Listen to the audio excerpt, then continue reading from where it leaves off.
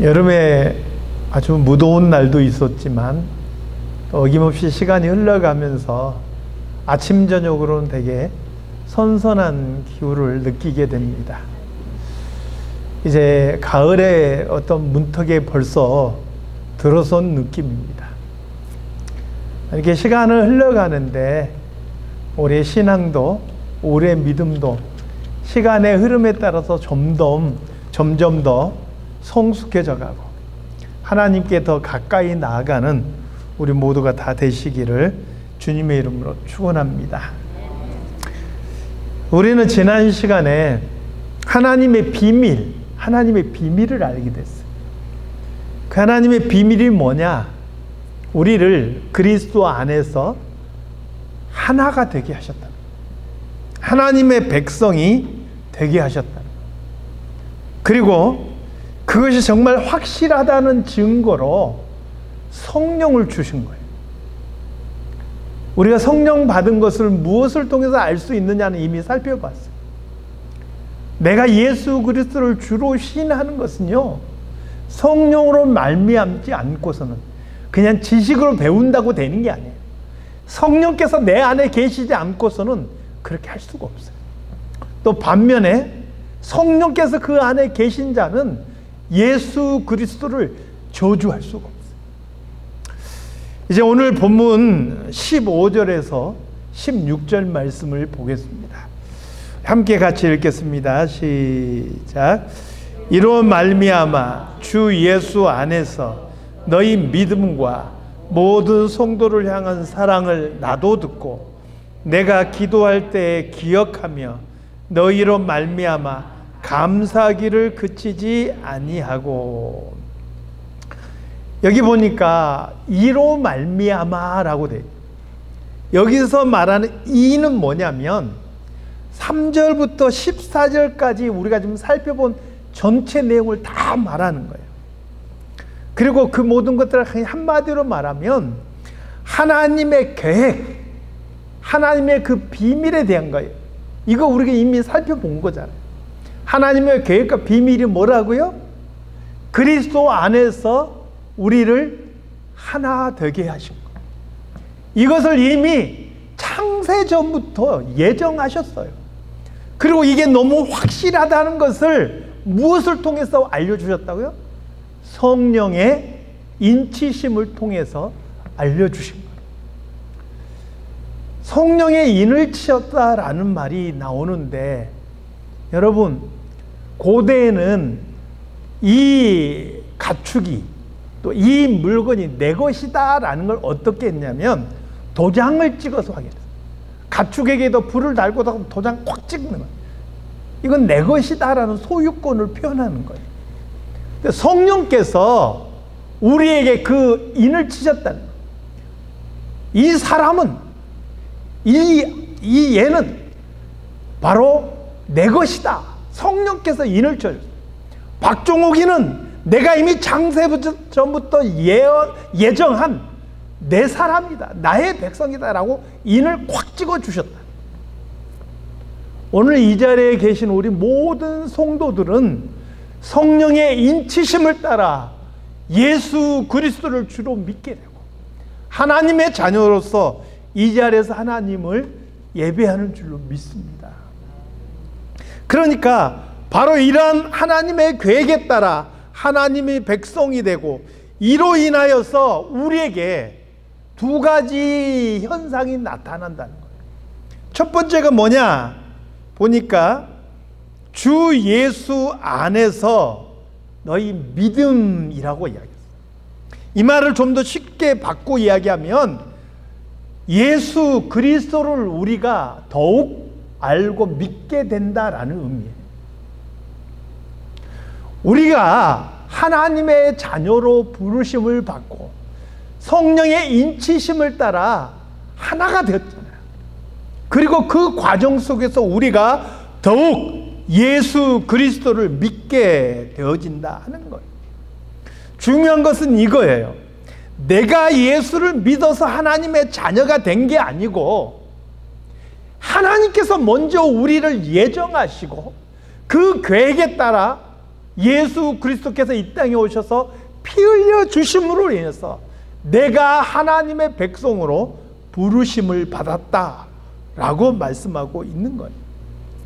그러니까 내가 믿은 것조차도 내 의나 내 공로가 아닌 거예요. 그것조차도 하나님께서 우리에게 베푸신 은혜라는 거예요. 그래서 이 믿음을 가진 사람은 더 이상 내가 주인이 되어서 살아가지 않아. 더 이상 내가 내 삶의 주인으로서 내 맘대로 살아가지 않아. 나를 부르신 그분이 나에게 무엇을 원하시는지, 내 안에 계시는 성령께서 나를 어떻게 이끌어 가시는지, 나를 위해 피 흘려 죽으신 예수 그리스도, 그분께서 나에게 무엇을 원하시는지 그 뜻대로 살아가는 자가 하나님의 백성인 줄로 믿습니다. 사랑하는 성도 여러분, 이제 여러분들은요, 여러분들 것이 아니에요. 따라서 해봅시다. 나는 이제 하나님의 것입니다. 그에 합당하게 살아가시기 바랍니다. 두 번째는 모든 성도를 향한 사랑이 나타나는, 주님을 향한 믿음이 있다면 이 믿음에 자연스럽게 따라오는 것이 성도들 간에 사랑하는 마음이에요. 진실한 믿음은 사랑의 열매를 맺게 되어 있어요. 그러니까 내가 지금 믿고 있는 이 믿음이 진실한지 아닌지를 알려고 하면 내 안에 사랑의 열매가 맺고 있는지를 봅니다. 내 눈앞에 있는 형제를 사랑하지 못하면서 보이지 않는 하나님을 사랑한다고요? 이것은 거짓말하는 자다라고 성경은 선언하고 있는 거예요. 디모데전서 1장 5절 말씀에 보니까 이 교훈의 목적은 정결한 마음과 선한 양심과 거짓이 없는 믿음에서 나오는 사랑이다라고 얘기해요. 거짓이 없는 믿음에는 뭐가 나온다고요? 반드시 사랑이 따라 나오는 거예요. 빈말로가 아니라 우리 교회 안에서 서로 사랑하려고 많이 노력하시기 바랍니다. 그게 믿음 있는 자의 모습이에요. 좀 안 맞을 수 있어요, 나랑. 성격도 다를 수 있고 취향도 다를 수 있고 저 사람 하는 것이 계속 내 신경을 거스릴 수 있어요. 그렇지만 그것을 참아보려고 노력하고 이해하려고 노력하는 그 모든 과정이 믿음 있는 사람에게 나타나는 사랑의 모습이라는 거예요. 사랑하는 성도 여러분, 그냥 내 성격대로 내 기질대로 그냥 미워하고 핥히지 말고 좀 참아보고 용납해 가면서 그리스도의 사랑을 내 안에서 실천해 나갈 수 있기를 바랍니다. 믿음 있는 사람들의 모습인 거예요.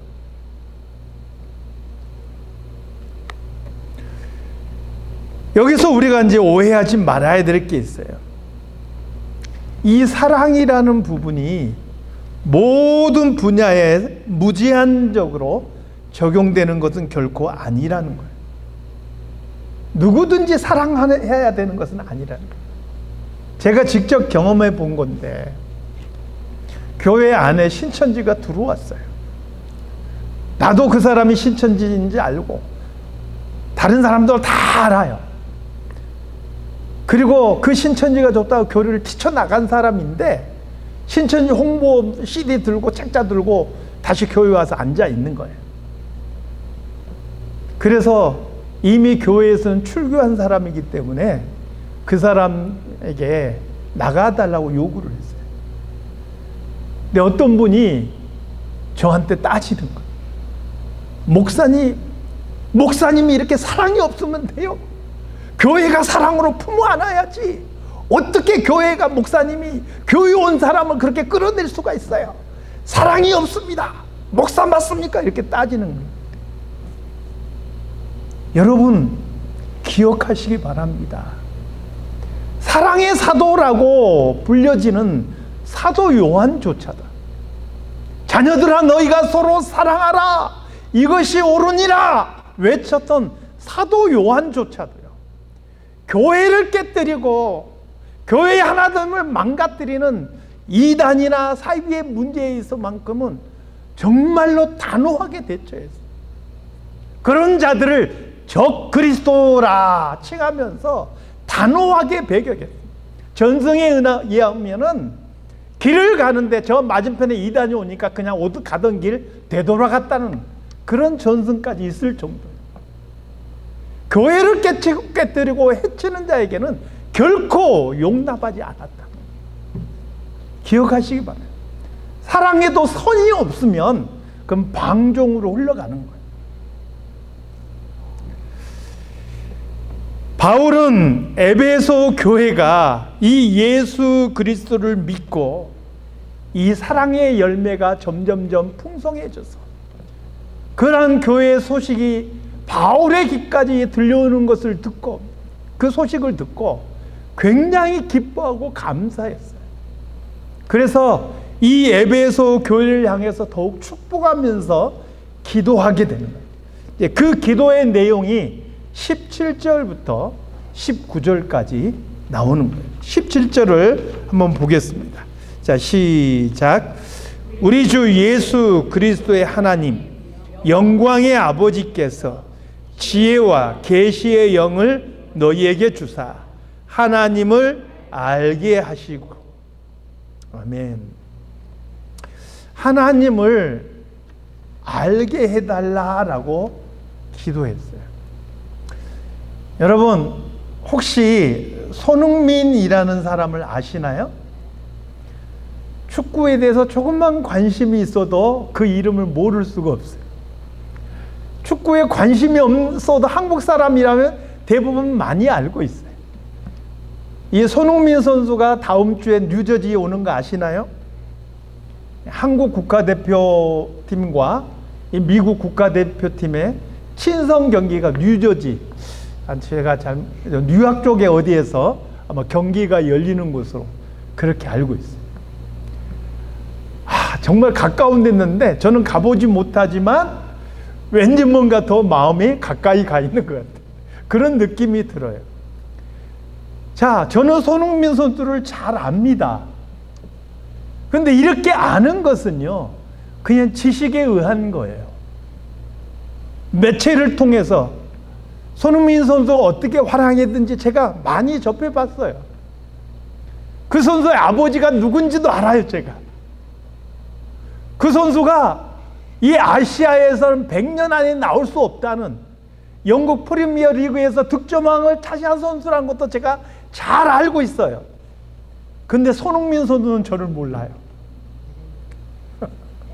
아쉽게도 이것을 지식에 의한 암이라고 이야기합니다. 그냥 지식적으로 배워서 내가 손흥민 선수를 알지만 손흥민 선수는 나를 모르는 거예요. 일방적인 것이죠. 그러니까 이것은 진정한 의미에서 알문 아니라는 거예요. 오늘 본문에서 안다라고 이야기했을 때 그 알문 뭐냐면 두 사람이 서로 인격적인 교제를 나누고 사귐을 통해서 그 사람의 모든 것을 이해하고 알아가는 모습을 안다라고 표현한 거예요. 그러니까 이건 쌍방이죠. 나도 그 사람을 알고 그 사람도 나를 아는데 이 사람의 성격과 취향이 무엇인지, 어떤 성향을 가지고 있는지, 이 사람의 꿈이 뭔지, 그 사람에 대해 점점 많은 것을 교류하면서 아는 것을 안다라고 표현해요. 그래서 이 안다에 해당하는 히브리어는요, 어떤 때 썼냐면 부부가 함께 동침한다 할 때 그 단어를 썼어요. 서로 부부와 같이 알 것 모를 것 다 아는 사이, 그럴 때 안다라는 말을 사용했다라는 거예요. 사도 바울은 에베소 교회가 하나님을 더 깊이 인격적으로 알아가기를 원했다는 거예요. 그리고 그렇게 하나님을 알아가면 알아갈수록 무슨 일이 생긴지 알아요? 닮아가는 거예요. 부부가 함께 오래 살면 얼굴도 닮는다 그러잖아요. 하나님을 알아가면 알아갈수록 하나님을 닮아가게 되는 거예요. 그리고 이렇게 하나님을 알아가는 삶의 끝이 무엇인지 아세요? 영생이에요. 요한복음 17장 3절 말씀해 보니까 영생은 곧 유일하신 참 하나님과 그가 보내신 자 예수 그리스도를 아는 것이니라. 이렇게 말해요. 하나님과 예수 그리스도를 점점 더 깊이 알아가는 것, 그 과정의 끝이 어디로 통하느냐? 영생으로 통한다는 거예요. 그러면 우리가 어떻게 해야 하나님을 더욱 알아갈 수 있는가? 가만히 있는다고 하나님을 알아가는 게 아니잖아요. 우리가 서로를 알아가는데도 시간이 필요하고 노력이 필요하고 대화가 필요하잖아요. 마찬가지로 하나님을 아는 것도 방법이 있어요. 내가 열심히 애쓰고 노력해서 그냥 마구잡이로 뭐 묵상하고 뭐하고 한다고 해서 되는 게 아니고 성경을 통해서 우리에게 알려주는 거예요. 오늘 본문에서는 지혜와 계시의 영을 너희에게 주사 이렇게 말씀해요. 계시라는 것의 의미는 감추어져 있는 것을 나타내 보여준다, 이런 의미예요. 그러니까 우리가 하나님을 알려면 하나님께서 자신을 우리에게 보여주신 그것을 열심히 우리가 들여다볼 때 하나님을 알 수가 있다. 내가 찾아가는 방법이 아니고 하나님께서 우리에게 보여주신 것을 우리가 보면서 알게 되는 거예요. 자, 여러분, 하나님께서 자신을 우리에게 보여주신 게 뭐냐? 바로 하나님의 말씀인 줄로 믿습니다. 신구약 성경은 하나님께서 자신을 우리에게 보여주시는 특별 계시예요. 아까 계시가 뭐라 그랬죠? 하나님께서 자신을 열어서 우리에게 보여주시는 게 계시라 그랬잖아요. 특별 계시인 성경은요, 하나님께서 그 자신을 우리에게 보여주시는 그런 가장 중요한 방법이에요. 그래서 우리가 성경을 통해서 하나님을 알 수 있고 성경을 통해서 하나님의 그 기뻐하신 뜻을 깨달을 수 있고 어떻게 하나님을 섬기는지 분별할 수 있는 거예요. 웨스트민스터 소유리 문답 제2번에 보니까 하나님께서 무슨 규칙을 우리에게 주시어 어떻게 자기를 영화롭게 하고 즐거워할 것을 지시하셨는가, 이렇게 질문해요. 그리고 그 답이 뭐냐면 신구약 성경에 기재된 하나님의 말씀은 어떻게 우리가 그를 영화롭게 하고 즐거워할 것을 지시하는 유일한 규칙이다. 다른 길이 없어요. 우리가 더욱 하나님을 알려면 어떻게 해야 돼요? 하나님의 말씀을 파고 들어가야 돼요. 그게 유일한 길이에요. 그냥 내가 묵상하고 명상하고 그래서 내가 하나님께 가까이 가겠다고, 그건 인간적인 방법이에요. 하나님께서 자신을 계시하신 하나님의 말씀인 성경을 파고 들어가요. 그 성경을 통해서 우리는 더욱 하나님을 알아가게 되는 것이고 그분을 닮아가는 성도가 된다 하는 것이죠. 근데 문제가 있죠. 성경을 펼쳐서 하나님을 좀 알려고 하는데 어떤 사람은 그 말씀을 보면 말씀이 꿀과 송이꿀보다 더 달게 느껴져요. 말씀을 읽으면서 야, 말씀이 참 달다, 이런 말이 절로 나오는 사람이 있어요. 그런데 어떤 사람은요, 그 말씀이 수면제처럼 나를 잠으로 이끄는, 아주 달콤한 잠으로 이끄는 수면제 역할을 하는 사람이 있어요. 읽어도 뭔 소리인지 모르겠고 오히려 잠만 오는 거예요. 왜 이런 차이가 나타날까요? 왜 이런 차이가 나타나요? 이게 바로 사람마다 나타나는 그 사람의 영적인 수준의 차이가 있기 때문에 그렇습니다. 이게 마치 무엇과 같냐면요, 어떤 사람이 아팠는데 그 사람이 아픈 그 사정을 우리가 아우 힘들겠다라고 생각하지만, 진짜 아파보지 않은 사람은 그 아픈 사람의 마음과 그 아픔을 다 이해할 수가 없어요. 그걸 아는 사람이 아는 거예요. 그러니까 건강한 사람 피상적으로 이야기해요. 아우 힘드시죠? 어떠신가요? 이야기는 하지만 거기에 대한 공감이 없어요. 그런데 내 몸이 아파본 사람은 지금 저 사람의 마음이 어떨지, 얼마나 고통스러울지 그게 너무 깊이 와 닿는 거예요. 공감이 되는 것이죠.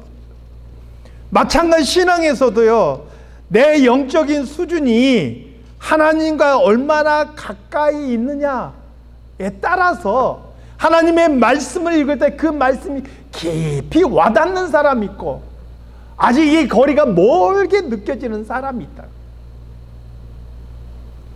사랑하는 성도 여러분, 사도 바울은 그래서 에베소 교회 성도들이요, 어떻게 하든 말씀을 읽으면서 점점 하나님과 더 가까워져서 이 말씀을 통해서 더 하나님을 알아가는 사람이 되기를 위해서 기도했다는 거예요. 저는 우리 성도들도 그러기를 바라요. 말씀을 읽을 때 이 말씀이 꿀처럼 달게 느껴지는 성도들이 되기를 바라요. 아멘 소리가 좀.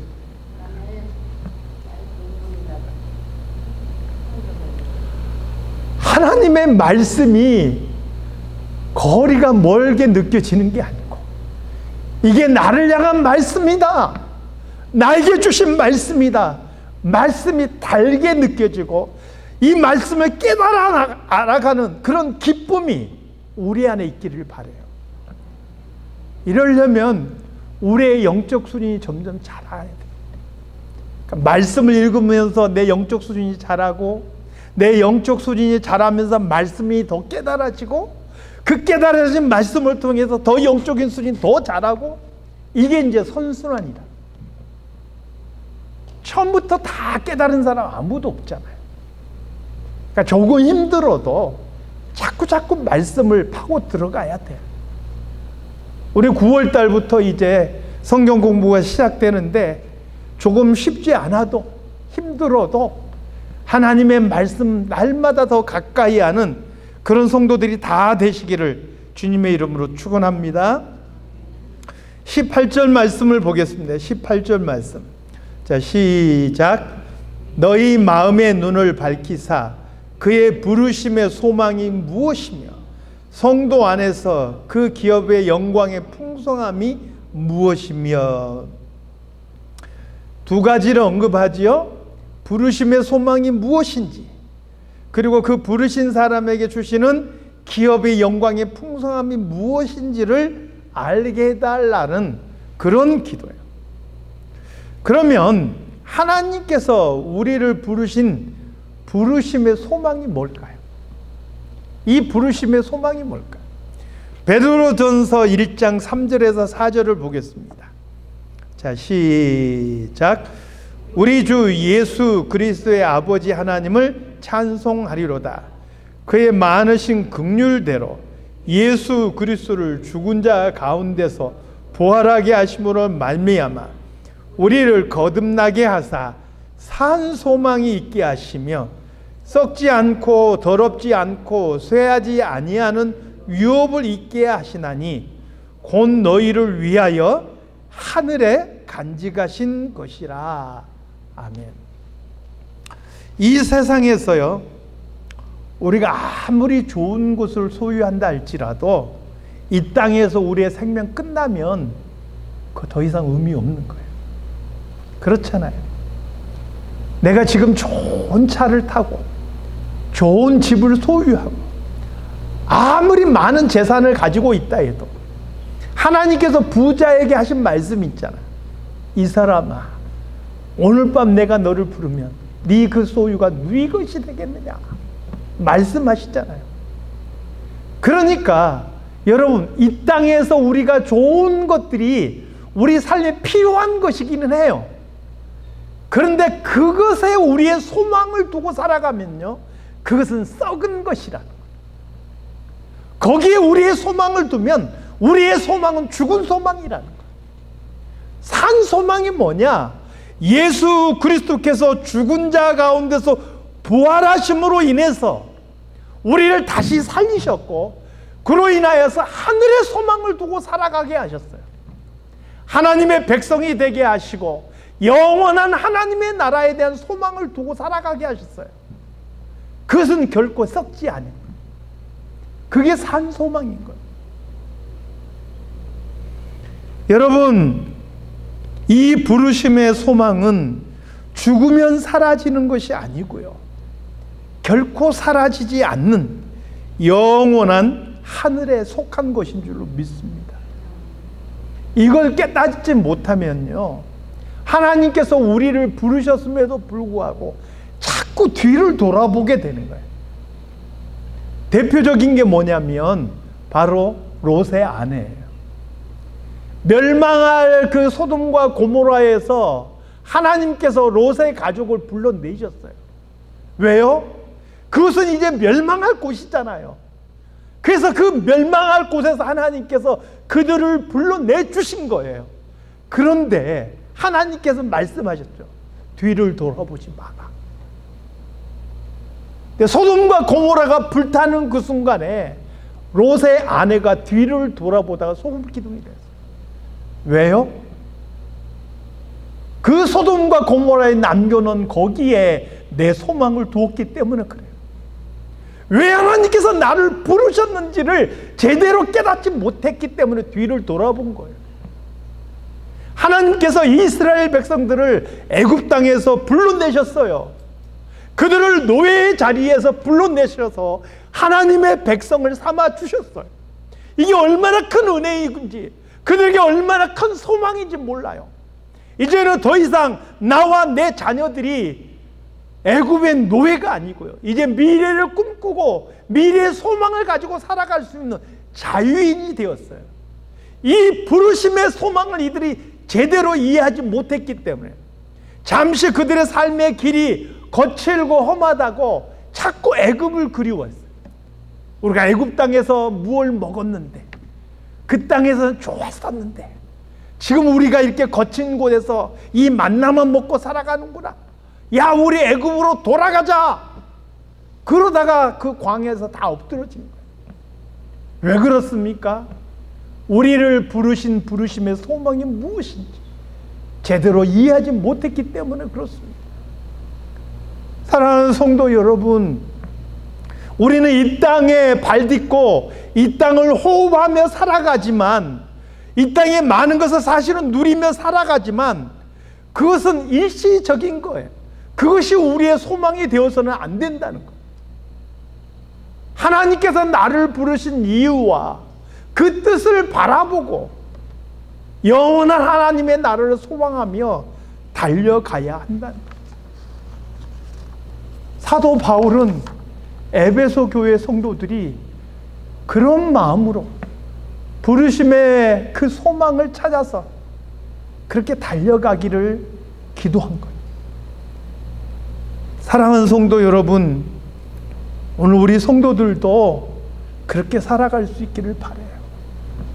나를 부르신 그 부르심의 뜻 잘 기억하고 그거 바라보고 살아가시기 바라요. 이 세상 모든 것은 썩어질 것이기 때문에 관심 끊어라, 이 소리 아니에요. 필요한 거예요. 유익한 거예요. 그러나 그것이 우리의 소망이 돼서는 안 된다라는 걸 말씀드립니다. 마지막입니다. 19절이에요. 같이 읽겠습니다. 시작.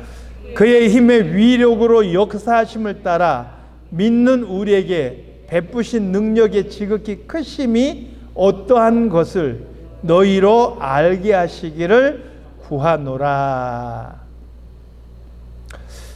하나님께서 우리에게 베푸시는 능력 중에서 가장 최고가 무엇일까요? 제가 엊그제 우리 둘째 아들하고 잠깐 이야기하는 중에 저기 아미시 마을에 있는 그 뮤지컬 극장에서 내년에 상영하는 게 여호수아래. 아마 이 여호수아를 상영하는 게 처음이라고 그런 것 같아요. 그래서 내년에는 꼭 한번 가서 봐야겠다 이런 생각을 했어요. 그런데 이제 궁금한 거예요. 여호수아에 대해서 하면 도대체 어떤 내용이 나올까?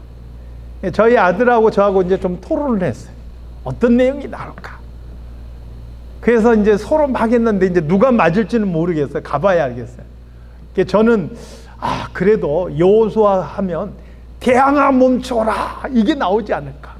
나는 태양이 어떻게 멈출지 되게 그게 궁금하네. 그랬더니 제 아들은 생각이 달라요. 거기까지 나올까요? 그러니까 이제 뭐 여리고성 점령하는 거 이런 게 위주가 되지 않을까요? 이런 얘기를 서로 나누고. 여러분, 여호수아의 기도를 들으시고 하늘의 태양을 멈추신 하나님이시대. 얼마나 위대한 능력입니까? 그런데요, 하나님의 가장 큰 능력은 그런 게 아니라는 거예요. 하나님의 가장 크신 능력은 뭐냐? 죄로 죽은 우리를 예수 그리스도의 보혈로 다시 살리시고 우리를 성령으로 인치셔서 하나님의 백성 삼아 주신 것, 그게 가장 위대하신 하나님의 능력이에요. 믿습니까? 아멘? 와닿지가 않으신가요? 태양이 멈춘 게 더 커 보이십니까? 태양이 멈춘 것보다 더 큰 게 죽을 생명이 살아난 거예요. 믿으시기 바랍니다. 이것을 분명히 알면 현재 내 상황이나 형편에도 불구하고 하나님을 찬양할 수 있어요. 비록 내 몸이 병들었다 할지라도 하나님을 찬양할 수 있어요. 육신은 병들어도 내 영혼은 하나님의 손안에 있잖아요. 영원한 약속을 소망하고 있는 거잖아요. 내가 부유하지 않고 가난하다 할지라도, 이 세상에서는 가진 것이 없다 할지라도 하나님의 그 영광의 풍성함을 누구보다 맛보는 사람 있잖아요. 그리고 영원한 천국을 소망하며 살아갈 수 있잖아요. 이 세상에서 가난해도 가장 부유한 자로 살아갈 수 있는 거예요. 내 육신이 쇠약해져서 날마다 늙어진다 할지라도 하나님을 찬양할 수 있어요.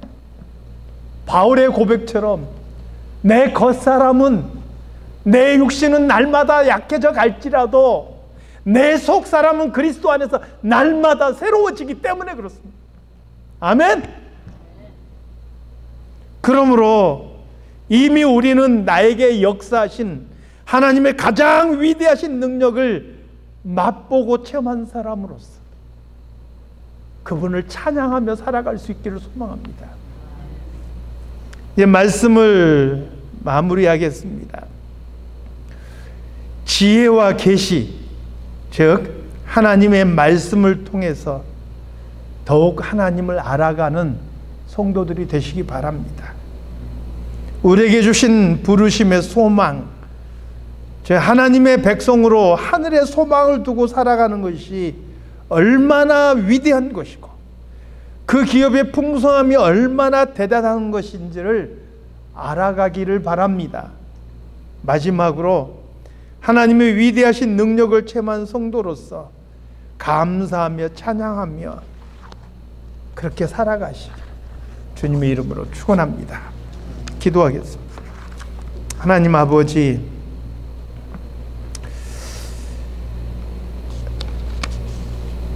하나님을 더욱 알아가기를 원합니다.